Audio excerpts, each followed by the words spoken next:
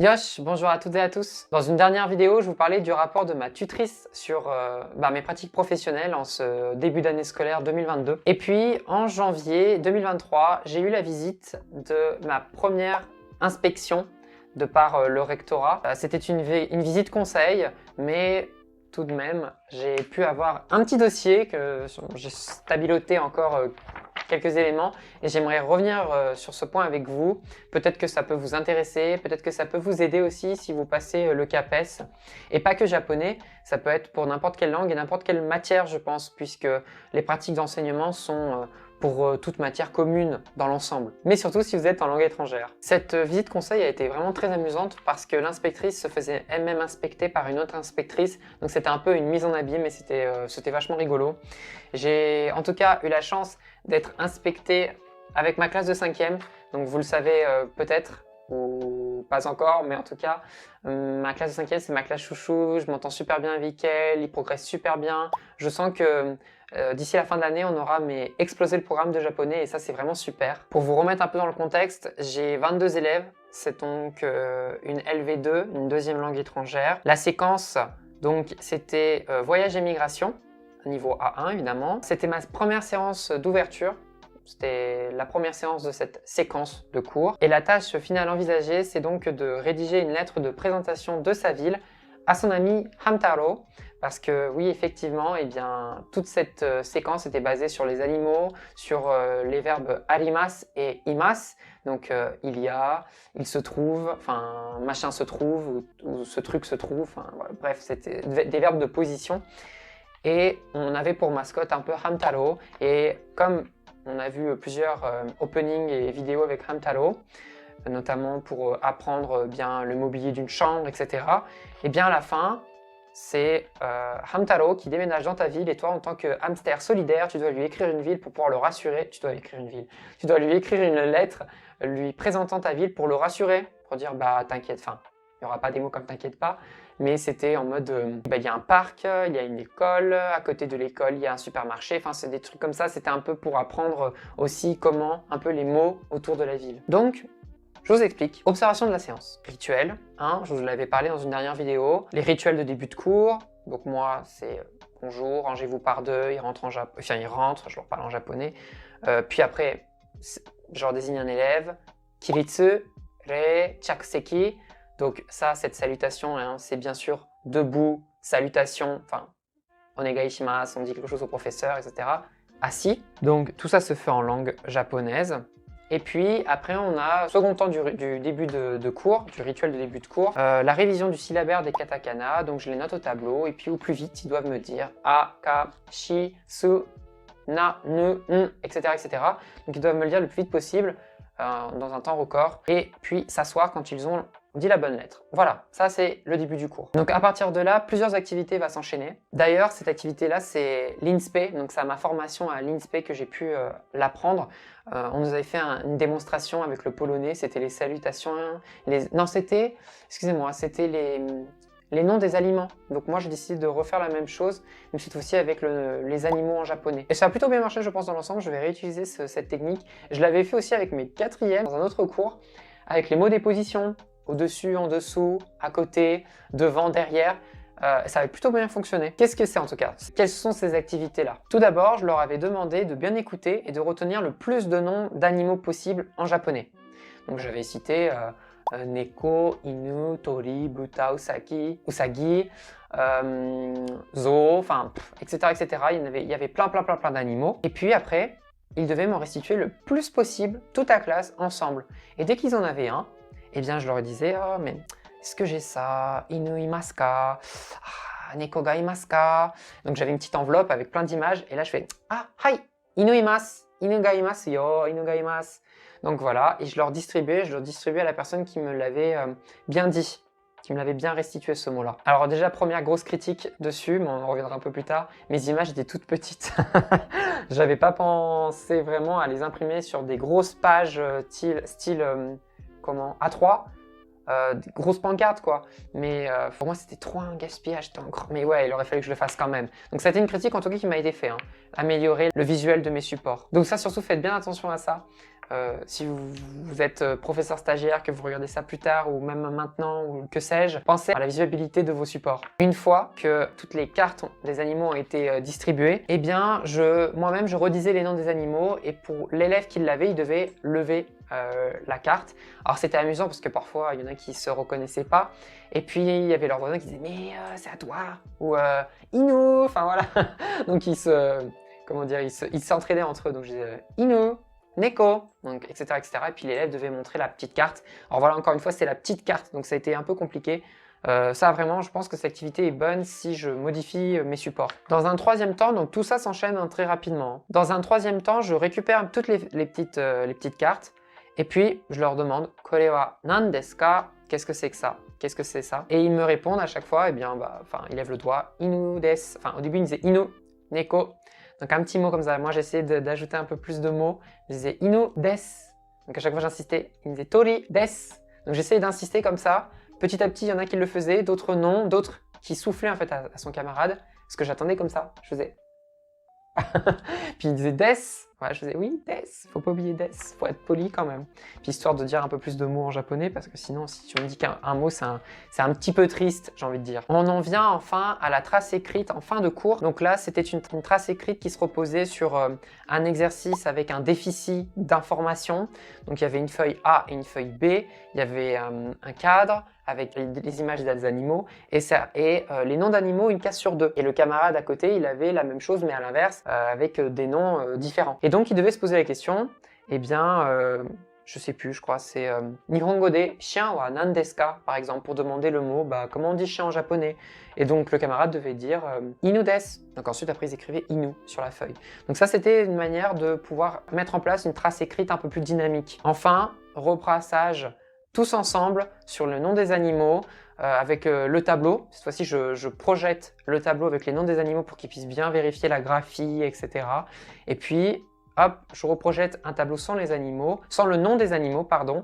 Et puis, ils doivent me dire, Inu desu, je disais Kore wa nan desu ka en pointant, Inu desu, Neko desu, Tori desu, etc., etc. Sauf qu'il y a eu un petit souci, c'est qu'à la fin du cours, il me restait encore du temps et je me suis dit, mince, qu'est-ce que je vais faire pour combler je crois qu'il me manquait 8 ou 7 minutes, mais c'est déjà trop.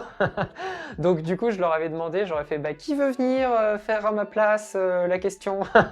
Ça a marché direct, les enfants, ils ont tous levé le doigt, donc j'interroge, ils viennent au tableau, puis ils demandent « Kore wa nan desu ka ?» Puis après, ils disent un nom de camarade, je sais pas moi, quelqu'un, puis l'autre disait « Mushi desu ». Hai mushi desu ka? Hai mushi desu. Mushi janai desu.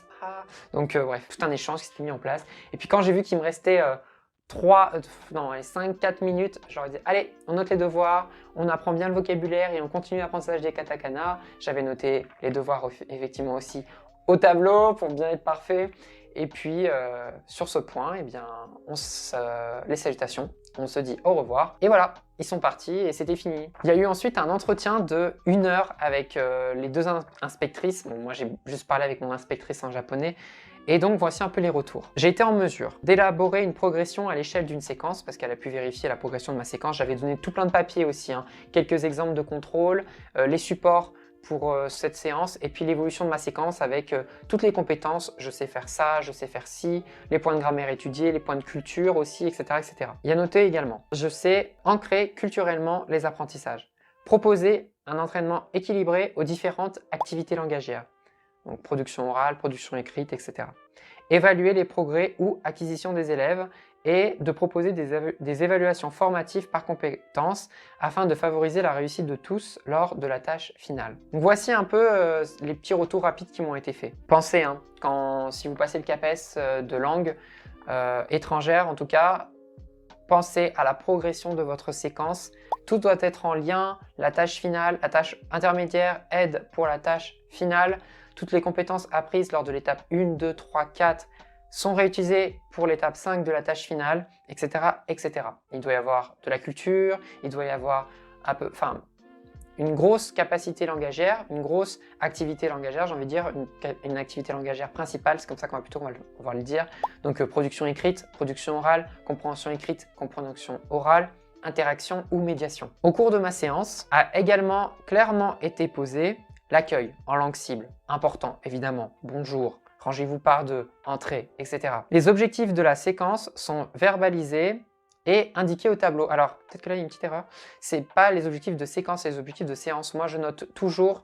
Donc, maintenant, d'ailleurs, je le faisais pas au moment de l'inspection, mais je note la date en japonais et en dessous, 2, 3 points de ce qu'on va faire lors de cette heure-là. Donc, par exemple, activité de compréhension écrite avec les animaux. Enfin, je résume, hein, je fais un petit mot, etc. Mais j'explique un peu ce qu'on va faire. Puis, il y a noté l'activité rituelle de début de séance permet d'asseoir l'acquisition de la graphie, compétence fondamentale au niveau A1, bien sûr.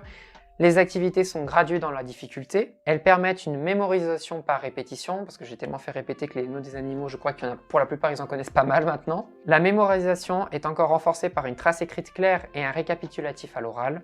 Et les devoirs sont verbalisés et indiqués au tableau. Pensez, hein, la répétition, on peut penser que c'est lourd, mais non, c'est vraiment super bien, et surtout à un niveau A1, répéter, répéter, répéter. Surtout le japonais, c'est une langue qui est très très différente, très éloignée du français, le vocabulaire, on n'a rien, pratiquement rien en commun, donc c'est vraiment important pour les enfants de répéter la même chose plusieurs fois pour qu'ils puissent retenir, et au cours aussi de plusieurs séances, n'est-ce pas? Mais 3 axes de progression que l'inspectrice a pu me confier. Le premier, les supports de travail. Je vous l'avais dit, trop petit, il faut que je retravaille ça. Ça, j'ai envie de dire, c'est le plus simple à faire, ça va pas prendre beaucoup de temps, c'est plus de lisibilité et je conçois. Ensuite, j'ai eu l'organisation spatiale de la classe.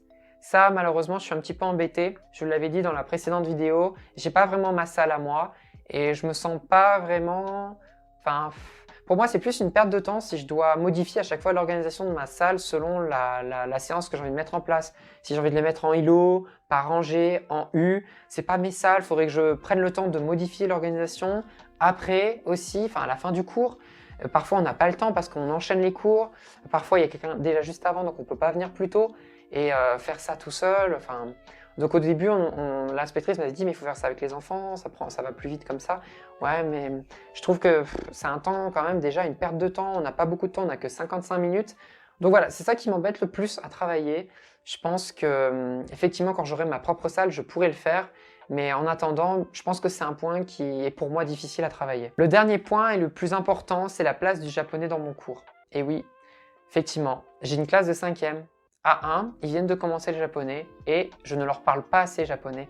J'ai l'impression qu'ils ne comprennent pas, ou en tout cas de les mettre mal à l'aise, ou je ne sais pas. Je ne sais pas comment expliquer, mais c'est vrai que je leur parle pas assez japonais et ça m'a été, ça a été mon gros point noir pour cette évaluation, pour cette inspection conseil. Donc on m'a dit en fait qu'il fallait que je me force. Il fallait surtout que je reste concentré parce que c'est très facile de glisser vers le japonais, vers le français, vers la langue maternelle. On voit dans leurs yeux qu'ils comprennent pas tout et donc on a envie qu'ils soient rassurés, qu'ils fassent bien l'exercice. Donc on glisse vers le japonais très facilement et c'est mauvais en fait. Et j'aurais dû mettre en place cette habitude-là de tout leur dire en japonais, écrivez, lisez, etc. pour qu'après ça devienne un automatisme et qu'ils ne soient plus perdus.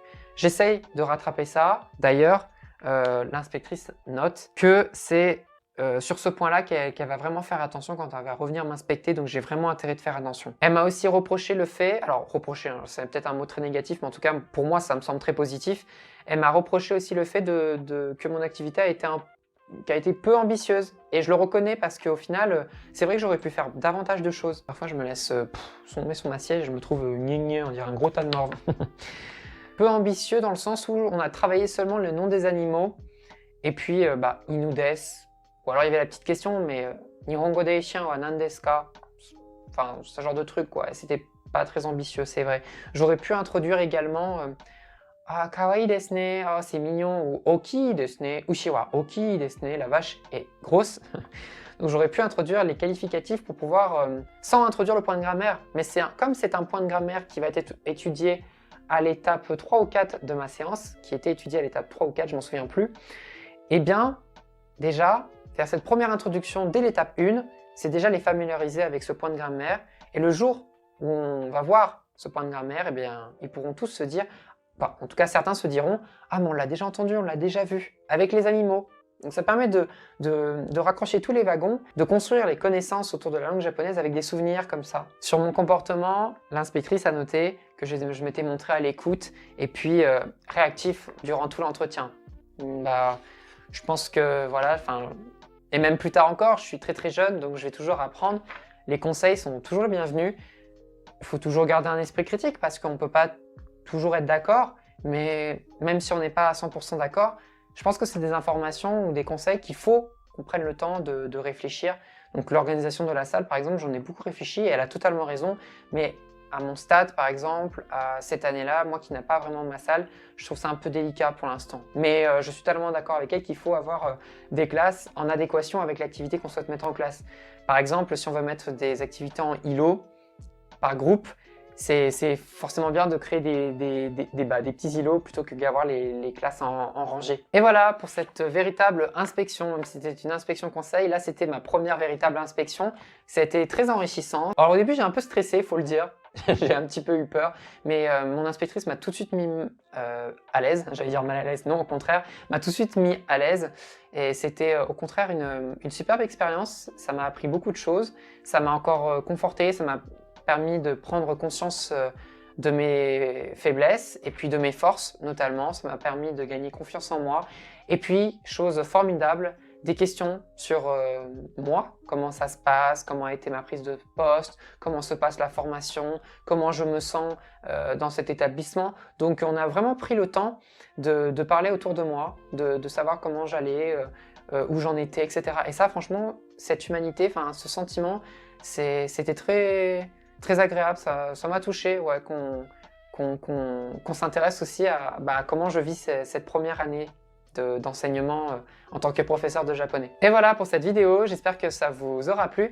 N'hésitez pas à me dire ce que vous en avez pensé, n'hésitez pas à réagir dans les commentaires. Si vous êtes jeune professeur, professeur stagiaire ou bien plus expérimenté, n'hésitez pas à me dire ce que vous en avez pensé, moi ça m'intéresse beaucoup. Et peut-être pouvez-vous même me parler de votre expérience avec votre expérience avec les inspecteurs et les inspectrices. Et puis, si vous passez le CAPES, peut-être que vous pouvez retrouver quelques points qui, pour vous, peut être intéressant le jour des examens, surtout à l'oral, je pense. En tout cas, ce genre de retour, moi, m'aurait bien aidé, je pense, pour passer l'entretien à l'oral autour de la présentation d'une séance. Voilà, je vais vous laisser là pour aujourd'hui. Je vous dis à bientôt pour une nouvelle vidéo. Salut, salut!